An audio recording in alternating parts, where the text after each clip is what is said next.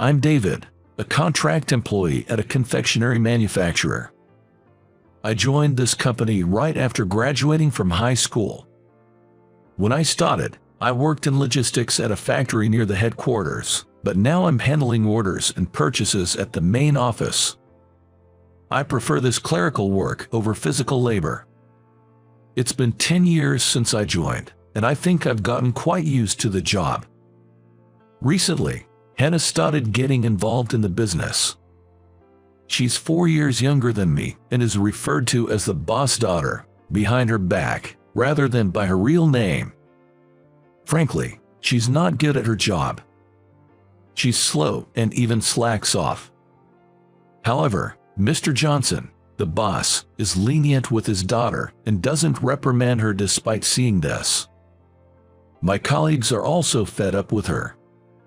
Man, Hannah was just on her cell phone all day today, just texting and slacking off. Due to her status, the other employees couldn't say anything to her. One day, during such a routine, following an organizational change, there was a seat rearrangement, and Hannah started working next to me. Mr. Johnson told me, if my daughter has any trouble, please help her out. Since then, I've been taking care of my own work and looking after her as well. She's always on her cell phone during work and sometimes leaves her tasks midway to take a break. Watching this every day was frustrating for me. Hey, could you check these documents too?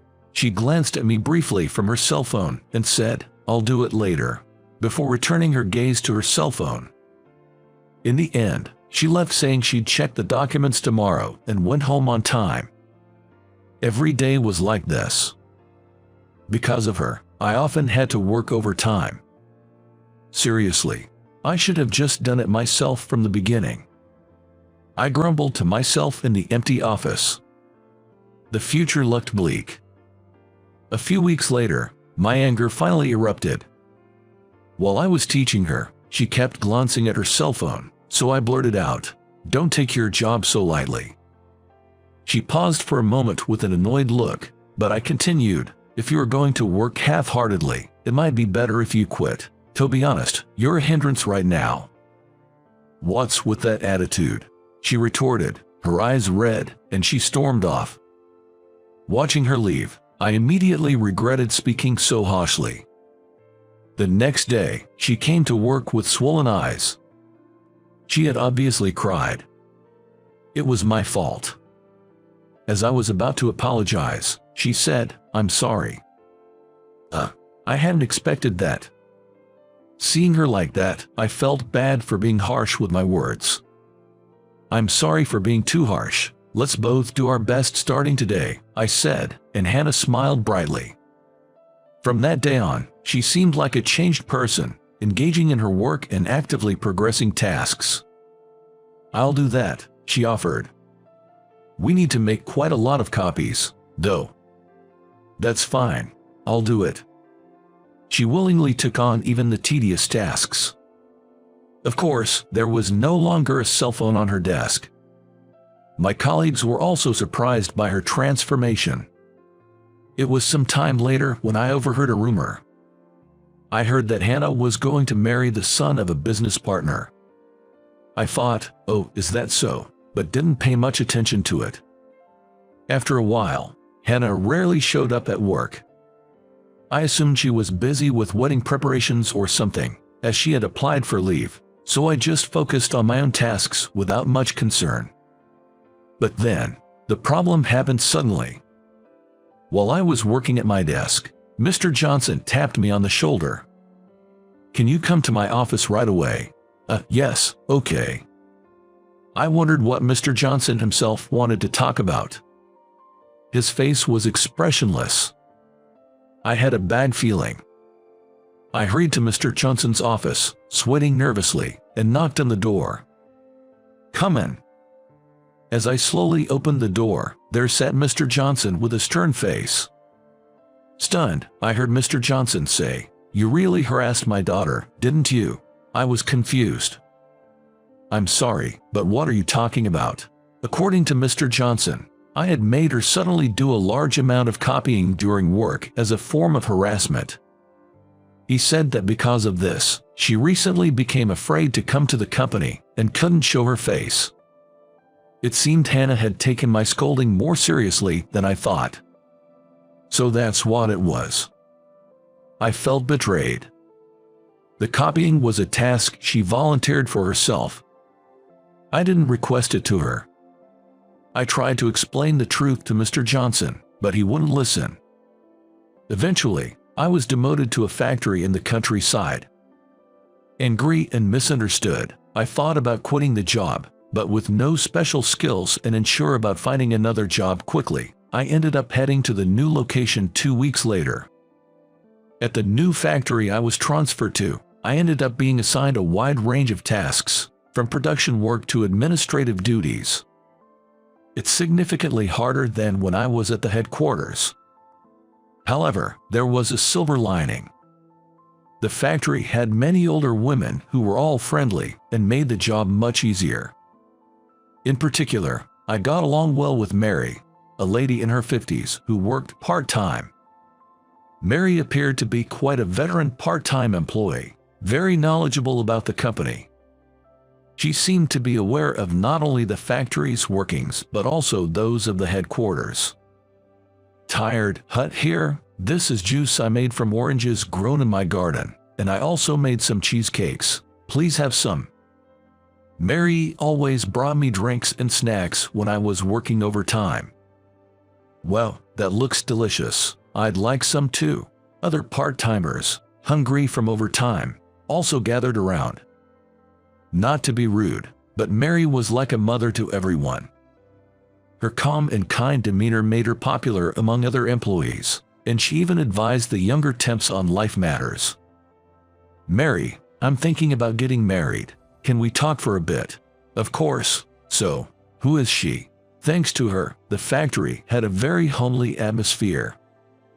I was living a fulfilling, though challenging, life. Then, one day, something unexpected happened. Hannah, of all people, came to the factory.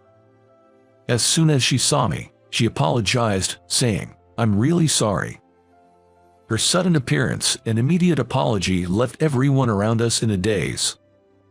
It seemed like the factory workers didn't know she was Hannah. Confused, I just stared at her. Then Mary appeared behind me.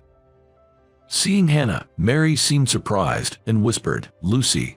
Then, like a mother, she stroked her head and said, "You've grown up so much." Had she worked at this factory before? Then, somewhat shyly, Hannah said, "It's been a long time, Mom." I was stunned, hearing that word. The employees around us were also shocked by her calling Mary Mom. We decided to talk in a separate room. Hannah, with tears in her eyes, kept apologizing, saying, "I'm really, really sorry for the trouble I caused." Then Mary asked her, "What's going on? What happened?" Hannah began to explain bit by bit. She didn't hold a grudge for being scolded by me. In fact, she was grateful for the strict guidance. I had a sick rabbit at home, so I installed a camera in my room to watch it constantly. I was so worried that I kept looking at it even at work, and if anything seemed wrong, I'd immediately text the vet. That's why I couldn't focus on work. After being scolded, I realized I couldn't keep this up while everyone else was working hard, so I left my rabbit with the vet. That's what it was all about. Finally, I understood why she was always looking at her cell phone. Then, I told my dad that being scolded at work was a wake-up call for me, but somehow he misunderstood and thought I was harassed by being made to do lots of copying. Once he gets something in his head, he won't listen to anyone. And she came to apologize because she was shocked to find out I had been transferred to the factory after she took a leave to care for her rabbit's surgery. That's when Mary spoke up as if she had realized something. "I see. It looks like I'll have to talk to him myself," she murmured. It turned out, Mary and Mr. Johnson were once married. However, they had divorced about 10 years ago. Mary originally worked at the headquarters but moved to this factory after their divorce. Mary quickly contacted Mr. Johnson, and the next day he showed up at the factory. Looking awkward, he greeted Mary with a long time, "No see." Mary retorted, "You told me to leave the company and our daughter to you, but was it a mistake to trust you?" Mr. Johnson visibly shrank. It was my first time seeing him like this. Watching him, Mary said with exasperation, "You're still so stubborn and set in your ways." I then learned another shocking fact. Our company was originally managed by Mary as an executive. I joined after she had left her position, so I had no idea. Mary sighed, "You don't listen to your daughter or your employees. You can't run a company like that. You've always been like this, not listening to others." Mr. Johnson muttered, "Quiet down," unable to argue back. Finally, Mary asked, "If you plan to keep doing as you please, should I take over the company and Lucy, what will you do?" Mr. Johnson tearfully pleaded, "No, I'll do it." Hannah, who had been silent until then, took her father's hand and said, "Dad, I know you care about me. You were always kind and bought me everything. Of course, I love you, but..."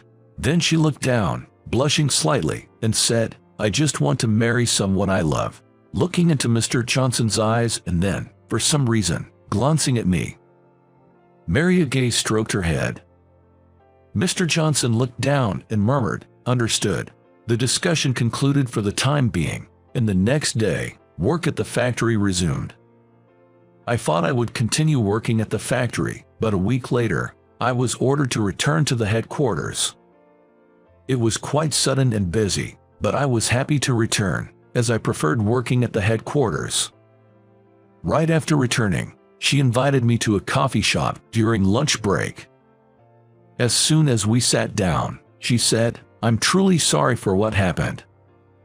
To her, I said, "You don't have to apologize so many times. Let's look forward to working together again." She insisted on treating me as an apology and paid the bill. As I thanked her and began to walk away, I said, "Thank you for the meal." That's when she pulled my hand and said, "Wait." Confused, I stopped, and she blushed, saying, I like you. I have feelings for you," while looking down. What? I was flustered by her sudden confession, to which she continued, "I have a request. Would you go out with me? I refused the marriage because I fell for you. Is that okay?" Pleading earnestly. Honestly, at that time, I didn't have romantic feelings for her, so we decided to start as friends. However, it didn't take long for us to grow close, and I quickly became attracted to her childlike charm and innocence. Soon, I confessed my feelings, and we started dating.